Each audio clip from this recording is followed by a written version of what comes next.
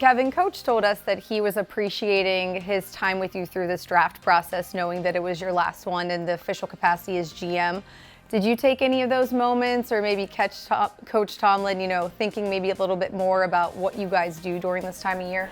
Not really. I mean, we really didn't talk too much about it. A lot of that is just natural interaction between Coach and myself. And, you don't really focus on it because you don't have time, because you're usually moving from one area to another. I think a lot of that stuff will come to mind when this draft process is over. But not to say we take for granted everything that we do in a given setting throughout this process, but a lot of it we do take for granted because we know we have to do this to get ready for that. By the way, this is coming down the road. So it's a timely flow type thing that I think we'll appreciate more once it's over. Do you think even maybe Thursday morning you'll maybe think about it? I don't think so, only because, again, you're so geared up and thinking about what you have to do Thursday evening, moving into Friday, Saturday. Maybe when we put in that final pick on Saturday night, it might hit you. But in the interim, we're just focused on trying to make sure we do it right. Well, speaking of the draft, you guys did a lot during free agency, but no draft capital was given up. I know you and Coach talked about that a lot at the end of March with the owners' meetings. Is that because that's kind of how you guys like to do business, that has been the tradition, or does it have to do also just with the talent that's in this draft class, or can it be both? I think it is both. I mean, that's the way this franchise was built, and that's the way it operates pre-Colbert and Tomlin, and it'll be that way post-Colbert and Tomlin, as long as the Rooneys want it done that way. And we believe in that direction, getting young talent, developing that young talent, and hopefully winning Super Bowls with that young talent as it matures. So, and you do always couple that with the draft class. And we have an idea when free agency starts what the draft class will be like. We don't have the finalization because we don't have physicals, we don't have pro days, so on and so forth. So we're guessing along the way. And again, everything we did in free agency, none of it will preclude going into this draft. I just said earlier that we have 22 starting capable players in place. It doesn't mean we're good enough at any one position, but we have players that have started at the NFL level for each position. So we'll just see what we can add to it.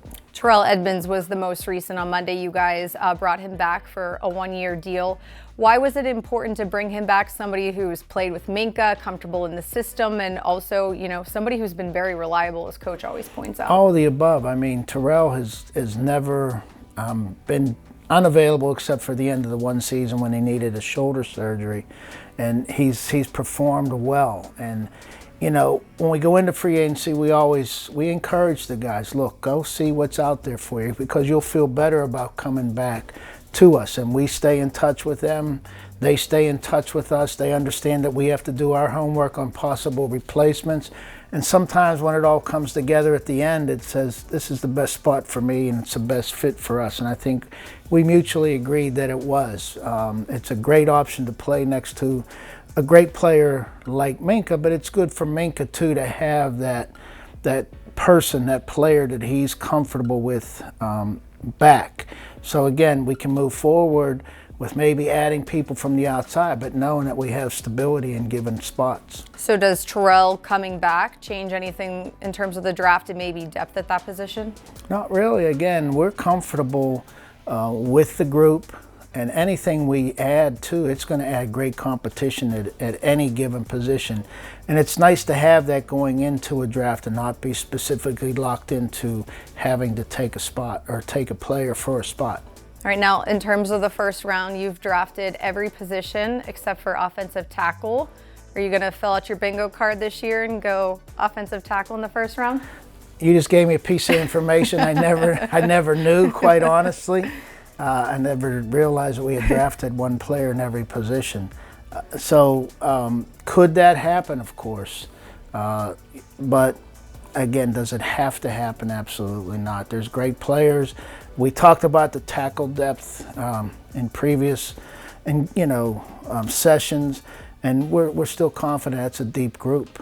We also understand those guys get taken high for a good reason. It's a very valuable commodity, but there is depth, and there's players that can help us at every level. Is there any update on Stephon Tuitt and just maybe if and when he will be able to make a decision so that you guys know moving forward? No, there's nothing to update.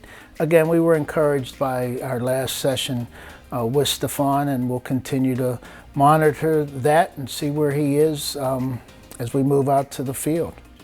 Since you didn't know that you haven't taken an offensive tackle in the first round, I know you don't care about stats. Super Bowls are clearly important, but you know, outside of stats and maybe from a personal level, is there anything that you are most proud of your time here with the Steelers? I think the only thing I would reflect on is, you know, we have as many Super Bowls as any other franchise in the National Football League, and having been part of, you know, adding to that room, that's satisfying to a certain extent. You certainly would have liked to have more but for the most part, there is some satisfaction in knowing that our group has added to that room, and I think moving forward, they'll continue to add to it. All right, thanks, Kev. All right, Missy.